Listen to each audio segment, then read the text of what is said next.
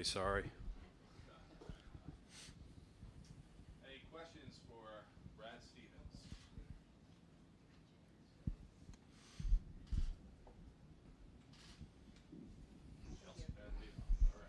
Hey, Brad. How would you assess the job Joe Mazzulla did in his first year as head coach? I know he was thrust into the position just right before the regular season began. How would you assess the job that he did this year? Yeah, I mean, I think when you consider the position he was thrust into and the overall accomplishments of the group, I thought he did a really good job. I mean, when you look at it in the big picture and having a team that was second in offense, second in defense, won 57 games and has a chance to go to the NBA Finals, on your home court. There's a lot of direction and organization that goes into that. I thought that he did a good job. Brad, how much of what went wrong this year can be fixed through transactions that you can make versus just internal improvement? Well, I think you, just like anything else, John, you always look at, the bottom line is we got to get better, right? And so how do we get better? Obviously, whoever is here needs to continuously work to get better and use these accomplishments and disappointments as motivation to become hungrier and to continue to work. And I have no doubt within the character of our group that we'll do that. That's what these guys have always been about, and they've always done that. And then, we'll always look at how do we best, evaluate our roster and make the small tweaks that maybe can put you over the top. Obviously, we're in an interesting situation because I think, again, we're 48 minutes away from, doing our pregame shoot-around press conference today, right? Like in the finals. So there was a lot that went right, and we can't lose sight of that. But we also, are always going to be thinking about how to best move it forward and, pursue what we're all trying to pursue. Brad, is Joe Mazzulla the best head coach for this team going forward? And if so, why? Yeah, I think he is. And I thought he, again, did a really good job with this group. Everybody's going to overreact to the best players and coaches after every game. That's always the way it is. We know that going in, so we have to, be able to judge things on the whole. And he's a terrific leader. He'll only get better at anything that, he can learn from this year because he's constantly trying to learn. And he's accountable. Those leadership qualities are hard to find. I know they're easy to talk about, but when you can show all those through the expectations and the microscope that he was under, that's hard to do. And so, yeah, was he perfect? Would he like to have some moments back? Every coach would, even the coaches nobody talks about would, right? And we all that have coached know how hard that is. And at the same time, our players, our staff, everybody around him, believe in him, and we got to do our best to, support him going forward. And I think it's really important that, we share results here. This is not, outside of our walls, we can do the dissecting of whose fault things are. Inside of our walls, we have 60 people in basketball operations, and we all got to do the best we can, to get the results we want. And we all share it when it goes our way, and we share it when it doesn't go our way. And that's got to start with all of us. And we have to all look at it that way. And I'm appreciative of our coach, our players. It is not easy to get up there and be accountable and to take ownership, and know that all through it you accomplished a lot to get to the point where we were. And so I have a great deal of admiration for their speaks to the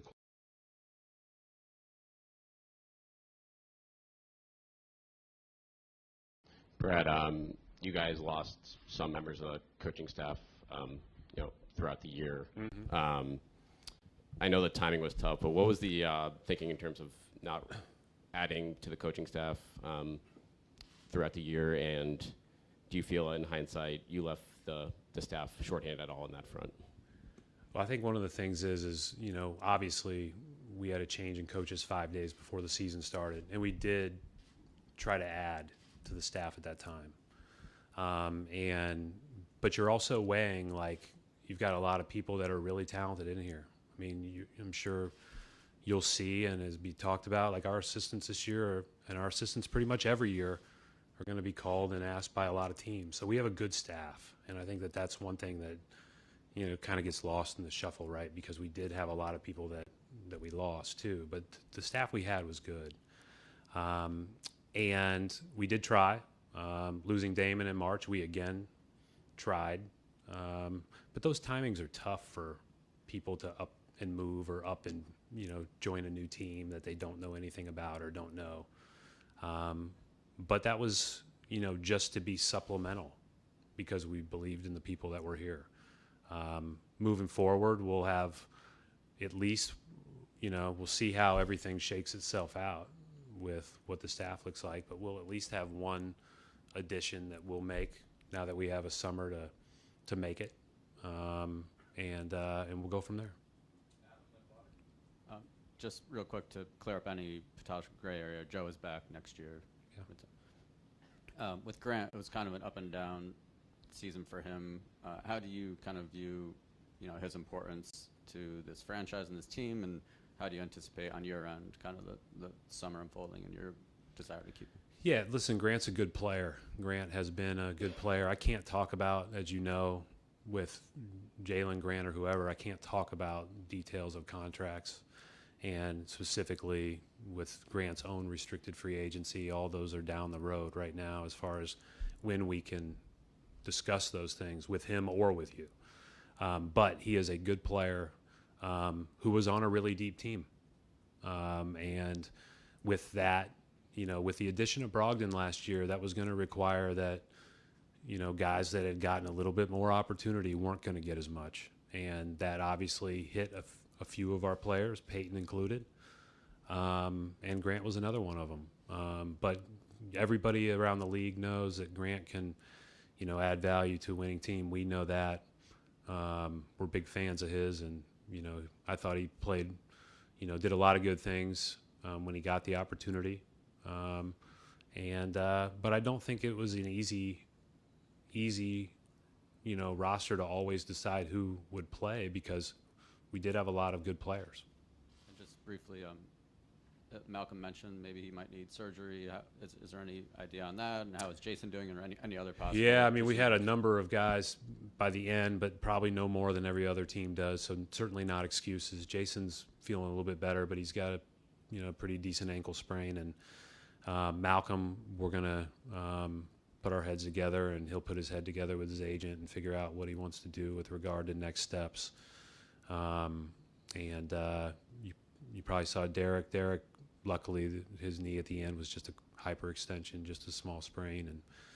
And we got a couple of other things that we'll have to address and look at here moving forward. But, that's no different than anybody else that plays till May 29th or whatever. Brad, a couple of players mentioned by the end of the year losing a defensive identity, not getting to the point defensively that they were at last year, and just general frustration about their play at that end. When the messaging was offense for a lot of the year from Joe, from the coaching staff, how do you guys kind of grapple with the players wanting to get back to defense?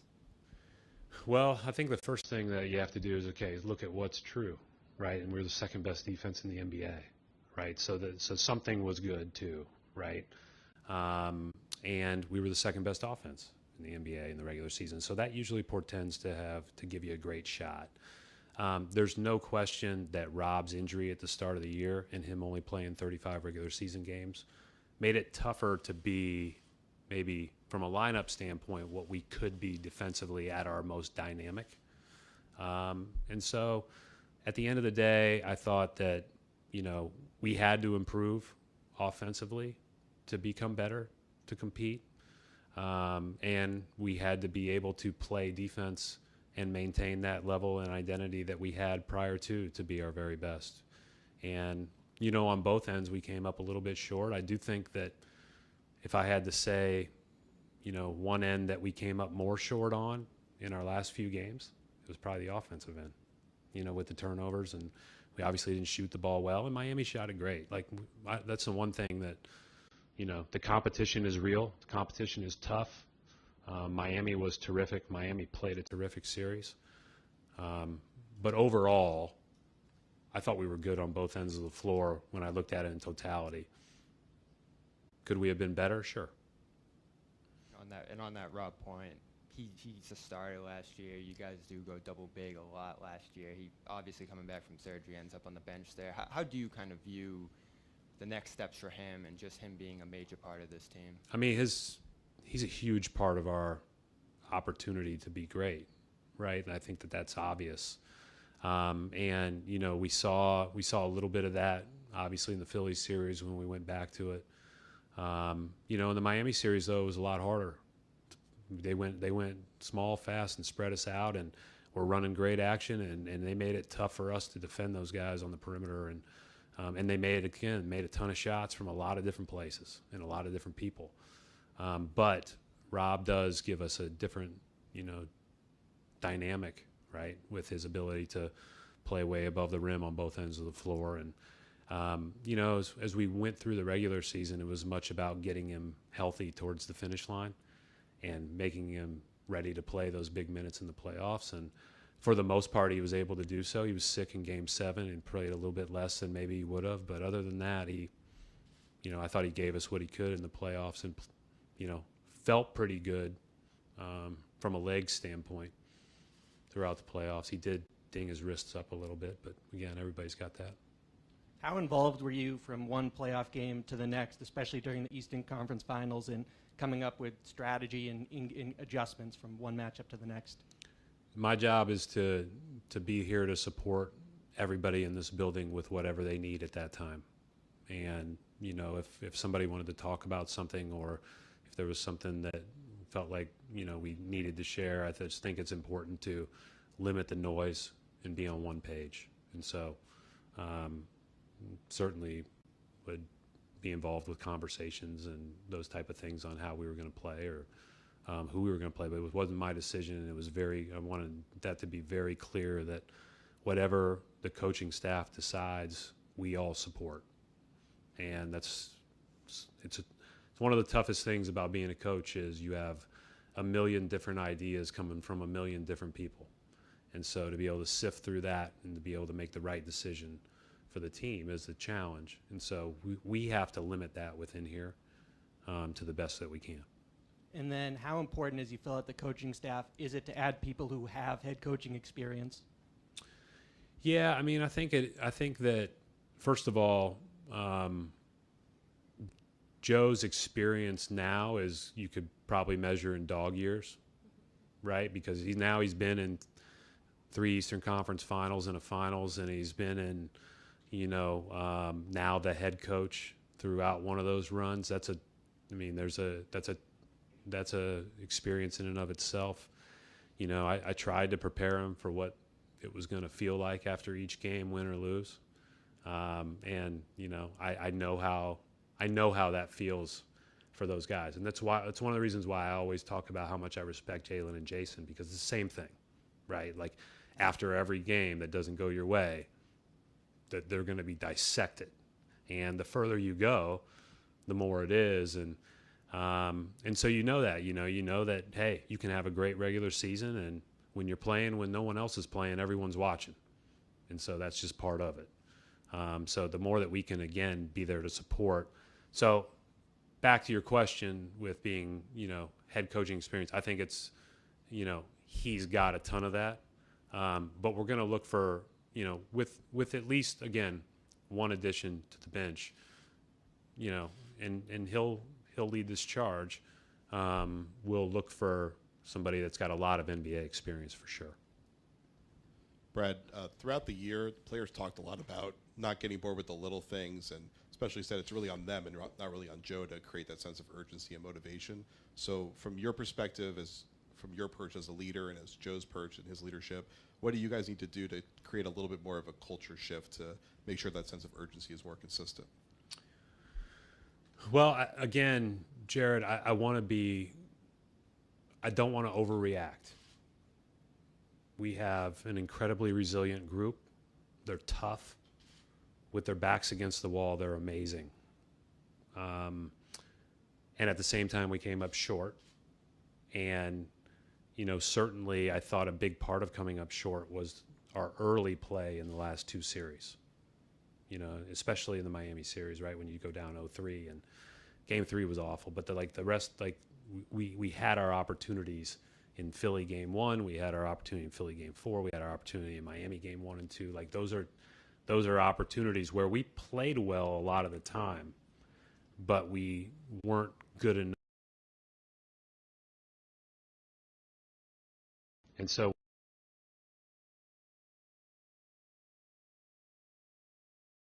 putting that full 48 together. And that's shared results. That's on all of us. Again, it's not, not coaches, not players. I look at how can I help everybody do that better, right? So we all play a role in that. We all have to play better for 48 minutes if we want to win. And in every game, they're all worth one in the playoffs. And we saw what we were like with our backs against the wall, with the exception of Game 7. We were pretty good. And then Joe obviously had to install a program and a lot of shift, I think, in the way you guys played right away. How does him having a full summer to try to maybe build out more complexity and variation help? Well, I mean, I might have said this in September. I couldn't have done that, right? I always needed a whole summer of planning and a whole summer of thinking and organizing thoughts and being able to get yourself ready to emphasize what you want to emphasize on a daily basis. And so there's no question that'll be a huge benefit. To do what they did in 5 days and to get ready for the season and to start the season the way we did, I think was a little bit more remarkable than people outside the building would have thought. I certainly, was leaning on the leadership of them at that time because that was not an easy thing. Brad, how close to your vision when you were building this team was what you saw on the floor? I think the goal is, was not attained. So I look at it as how can we be a little bit better? And yet a lot of our times when we were playing, you could see that there's a lot there, right? So it's not far. And I think, again, this is, we all ride the roller coasters, and I certainly do, of the playoffs. But you also, from my perspective, have to sit up here and say, it's really hard to be in the mix. And so we just got to figure out how to get a little bit better. But to stay in the mix, we've got a lot of foundational things that are good. And you built this team, taking it from Danny, based on the old collective bargaining agreement. Yeah. How much of a curveball has the new parameters, let's say? How much of a curveball has that been for you? And how much does that change the course of what you've been trying to do? Well, we don't even have a final document yet, right? We're still waiting on the final document. So I'd like to speak like I know everything. I know, just like you do, 99.9% of it. But there will be a surprise in there somewhere, I'm sure. But yeah, it has taken this time of the year, and our whole staff has had to learn that and make sure we know it inside and out, and make sure we're prepared for all the different things the curveballs that could throw. But certainly there's a lot to learn. There's a lot of nuance to it. Luckily, Mike and Austin are sitting back there. They know it way better than I do, and we'll be prepared to tackle that for sure. And just to follow up on that, Brad, is that needs to be could you guys are set up to bring a lot of the core back here, Yeah. pretty well set for the future. What's the challenge there from the limitations that kind of put you guys on from a team building standpoint moving forward, and would it potentially force you guys into tougher decisions earlier? Every team's going to have to make tough decisions. It's every year, right? But at the end of the day, we love our foundation, we love our core, and that's really our focus and priority.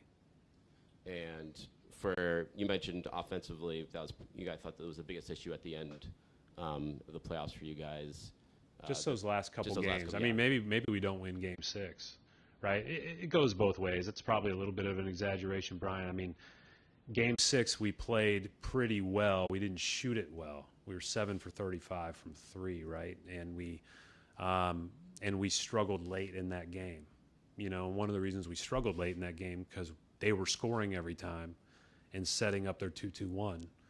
Then we're not going to be able to play fast up the court because they're extending the floor to make you take time to start your play later, and then we get into kind of our stagnancy that hurt us a couple times late, and that's not a new thing, right? And so we were way better most of the season late in games, but in the playoffs we had moments where we got back to that. Everything plays a role in that. That's all tied together. It all fits together. But I thought that, we struggled offensively to generate great looks, at times against Miami's defense. On that note, do you feel like you guys were too reliant on the three-point shot at the end of the playoffs there, knowing that shot wasn't obviously there for you at that? From my standpoint, my goal every time down the floor is to get a great shot. And obviously I would love for that to be a dunk. Everyone in the world would love for that to be a dunk. We had trouble getting by that first line of defense with all the help in hands and activity, right? And so that takes away some of that. And then you hope that you're skilled enough and you have you're able to take advantage of open looks. And there are some looks that are great and some looks that are a little bit more forced and contested, and that's probably every game. But I'm more focused on what's a great shot, not, hey, we need to do this or that. It's, can we get dunks? Can we get to the free throw line? Can we get open threes? That's how I evaluate a game. And then for me, the way I've always looked at it is which team towards the end of that series is getting more the looks they're getting are more in their wheelhouse of how they're generating them well and everything else. And I thought Miami did a really good job in Game 7 specifically of generating what they wanted and keeping us from getting what we wanted.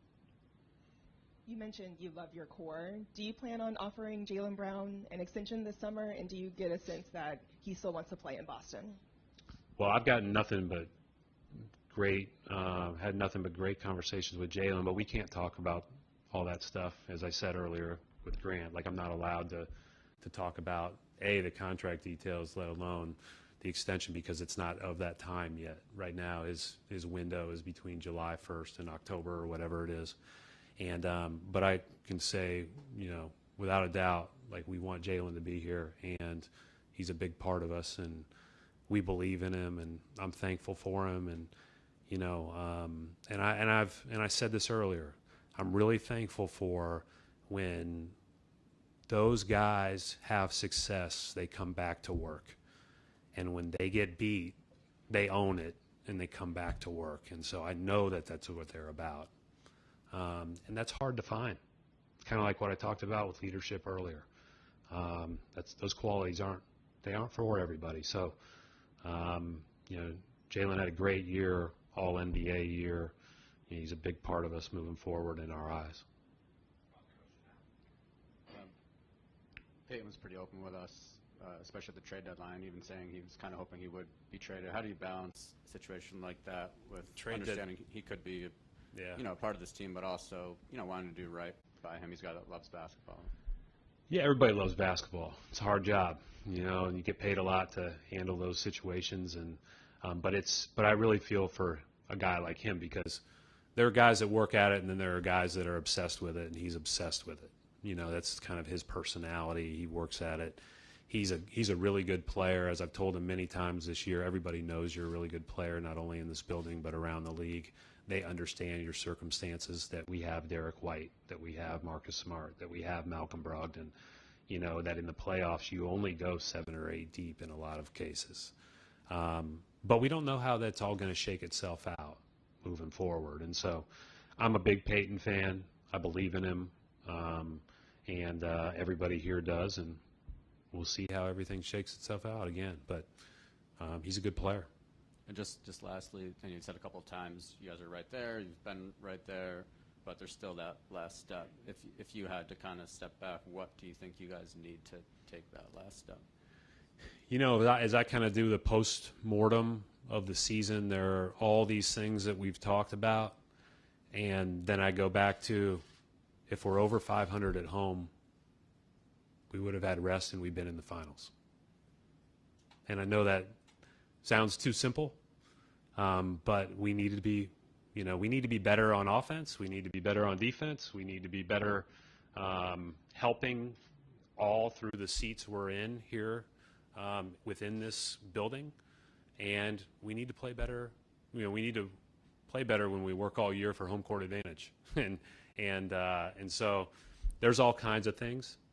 And that's why the margin is so slim when you're talking about doing a freaking end of the season press conference or playing finals game 1 tonight, you know, and that's one of the toughest things to swallow in this, is how slim that is. Thank you, Brad. Thank you. Thank you.